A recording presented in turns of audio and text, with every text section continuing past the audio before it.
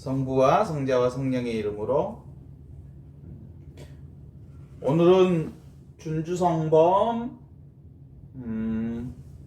3장 4절에서 5절의 말씀인데요.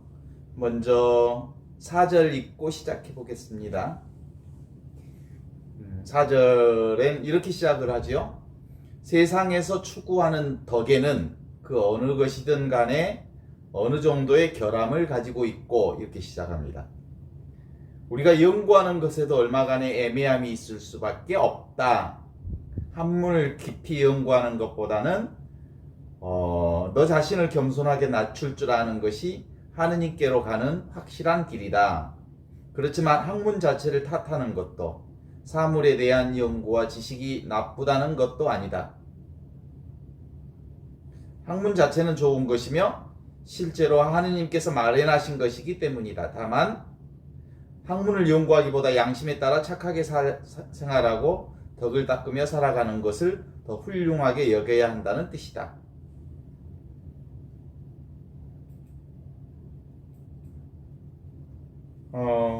이렇게 시작하는 준주성범 오늘 3장 4절 얘기를 들어보시면 좋겠는데, 준주성범은 그리스도를 본받기, 또 그리스도를 본받는 것은 또 한편으로 그리스도를 따라 완덕의 길을 가기. 완덕의 길은 하느님과 하나 되는 것, 이렇게 시작하는 건데, 그 완덕이라고 하는 것은, 완덕을 향해서 가는 길은 곧 예수 그리스도께서 보여주신 길을 따라 이제 가는 건데, 자연스럽잖아요. 예수 그리스도께서 가신 길, 그건 성부 하느님께서 성자 예수님이 되셨고, 그 성자 예수님이 되신 건 바로 성령을 통해서 그렇게 된 것임을 가르쳐 주신 그분의 길을 따라가는 거란 말이에요.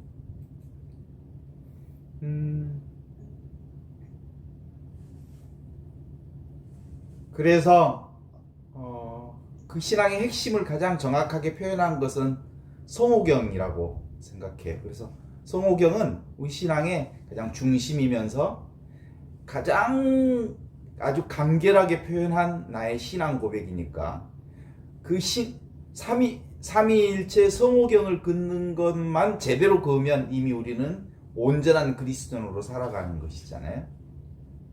먼저 성부 하느님에 대한 우리의 믿음과 신앙은 보이지 않는 하느님, 텅 비어있는 하느님, 허공이신 하느님, 아무것도 없는 하느님, 그 하느님이 보이는 세계가 성자라고 하는 거예요.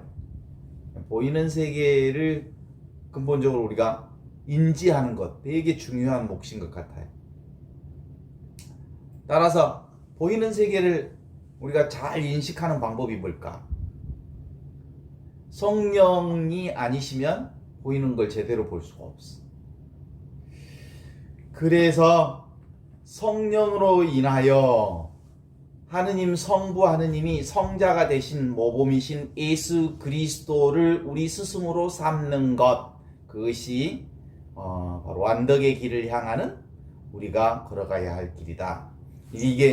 요건 이제 그냥 그 교리와 같은 도구마 형식으로 우리가 알아두면 되고, 구체적인 그걸 실행하는 방법은 우리 이제 스스로가 체득해가는 방법이니까, 그런 점에서 성호경, 성부와 성자와 성령의 이름으로 아멘이라고 하는 이 성호경은, 성부 하느님이 성자가 되신 것은 성령으로 인하여 그렇게 되신 것입니다. 이제 우리 모두 역시 그리스도 예수를 믿고 따름으로써 첫 번째, 이미 구원자 되신 그리스도라는 말은 구원자라는 뜻이니까, 이미 구원자가 되신, 구원자로 살고 계신 그리스도를 우리의 삶으로 살아가는 거다. 그래서 그리스도인들은 하느님의 영원한 생명을 바로 지금 여기서 사는, 현존하는 하느님의 사람들이다, 이 뜻이에요. 그죠? 그러니까 그리스도인, 그러면 예수 그리스도의 삶을 본받는 사람들이면서 그것을 동시에 지금, 바로 지금, 여기서 구원의 삶을 살아가는 사람들. 따라서 그리스도인은 하느님의 현존을 사는 사람들. 바로 지금 여기 이 순간에 하느님의 현존을 살지 않는다면 그건 그리스도인이 아니고 바로 하느님의 현존을 사는 것, 그것이 구원을 사는 그리스도인의 삶의 방식이다. 그렇게 되는 거죠. 근데 그건 여러 번 반복할 때니까 나중에는 이제 애우지 않아도 너무 자연스럽게 알게 될 테인데, 이 모든 것은, 여기서 하느님의 현존을 사는 이 모든 것은 인간의 노력으로는 도대체가 될 수 없는 거다. 동의하시죠? 그래서 성령의 인도하심으로, 성령의 은혜로만 비로소 그렇게 될 수 있는 거다.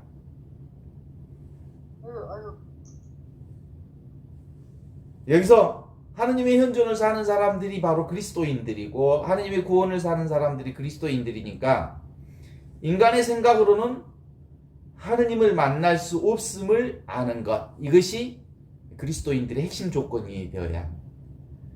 따라서 하느님을 만나는 유일한 방법은 뭐냐면 인간의 생각을 내려놓는 것, 인간의 생각을 멈추는 것. 여기서부터 하느님을 만나는 은혜로운 삶이 시작되는 거죠. 그래서 오늘 준주성범 3장 4절에서 출발하는 말씀이 이렇게 나오잖아요.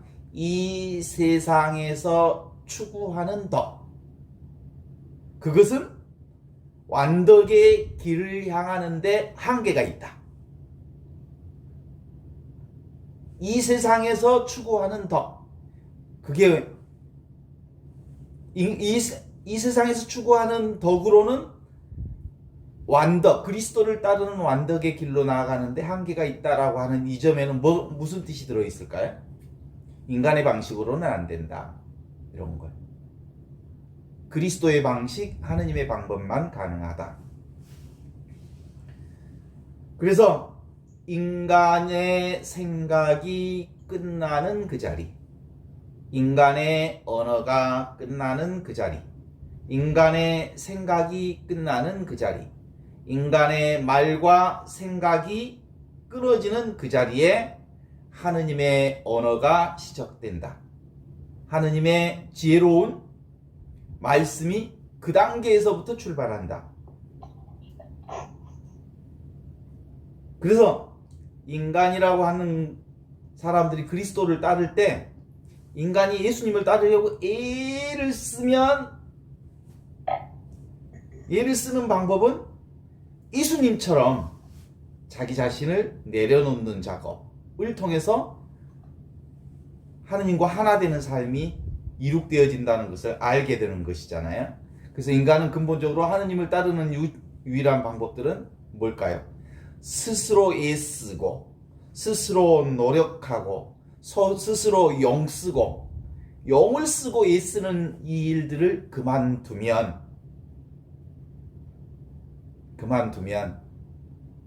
그 순간부터 하느님의 성령께서 우리를 인도하시는 출발점이 시작이 된다.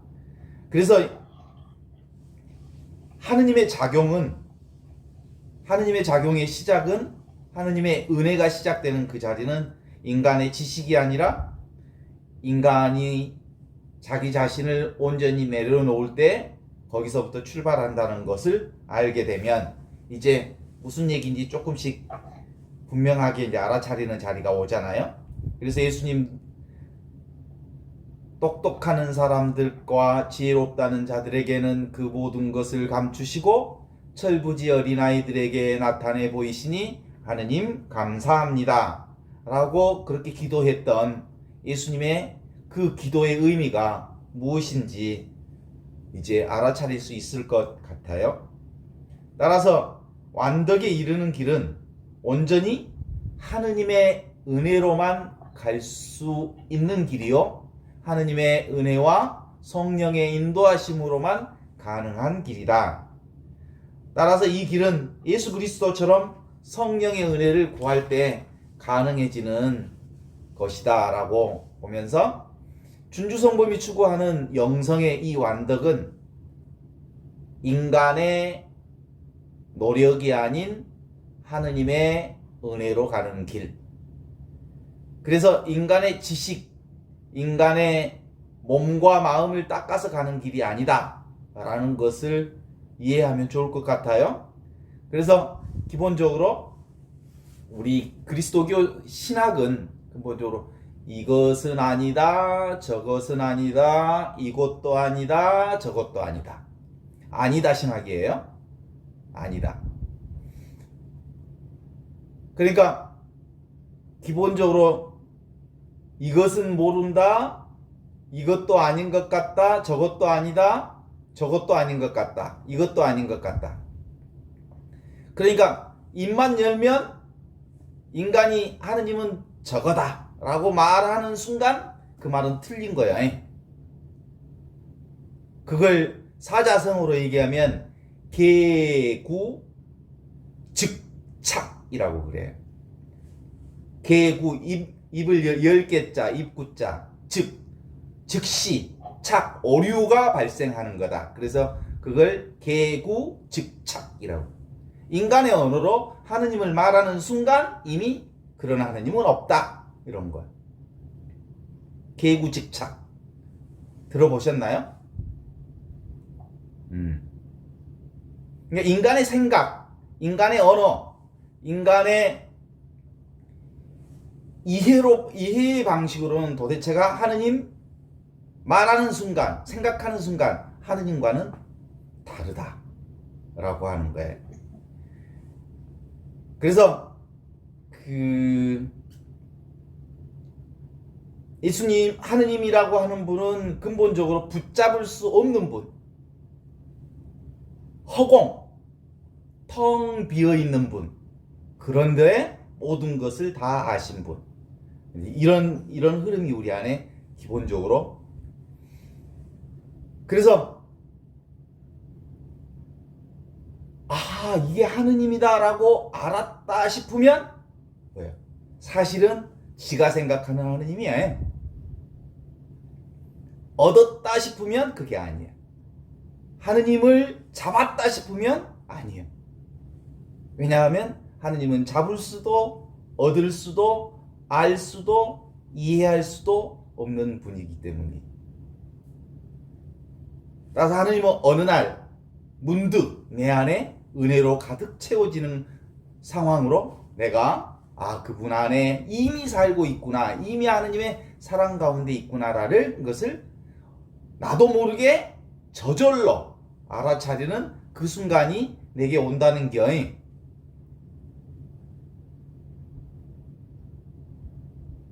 특별하지 않아요?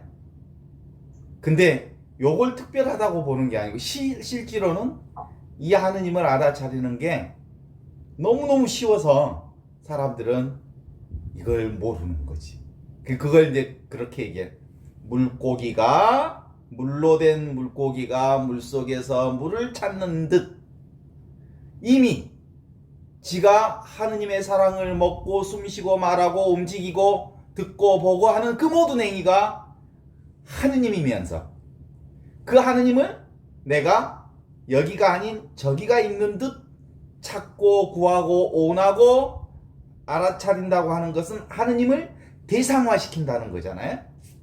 하느님을 대상화시키는 순간 그런 하느님은 없는 거지. 하느님은 대상화될 수 있는 분이 아니니까. 그래서 하느님은 너무나도 자명해. 내가 숨쉬고 말하고 존재하고 있는 하느님은 나와 뗄 수 없는 분이기 때문에 너무나도 자명하지만 그 너무나도 자명하고 분명하신 하느님을 내가 구하고 찾고 잡으려 하는 순간, 사실은 그런 하느님은 없는 기지. 그런 하느님은 허상인 거지. 내 생각이 만들어내는 거지.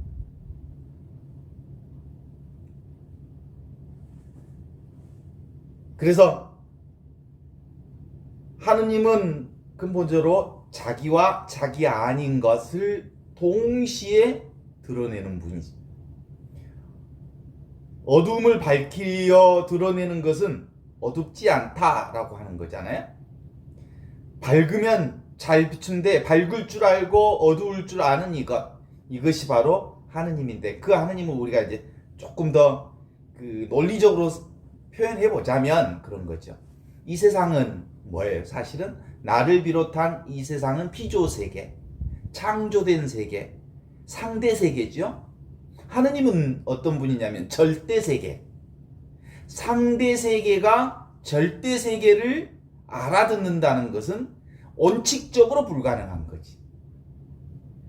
그죠? 우리가 보이는 이 피조 세계는 상대 세계이기 때문에 이 하느님의 절대자이신 하느님과 하나 된다고 하는 사실은 근본적으로 하느님의 방식으로만 하느님의 절대 세계가 이해될 수밖에 없는 거다. 이런 얘기를 드릴 수 있습니다.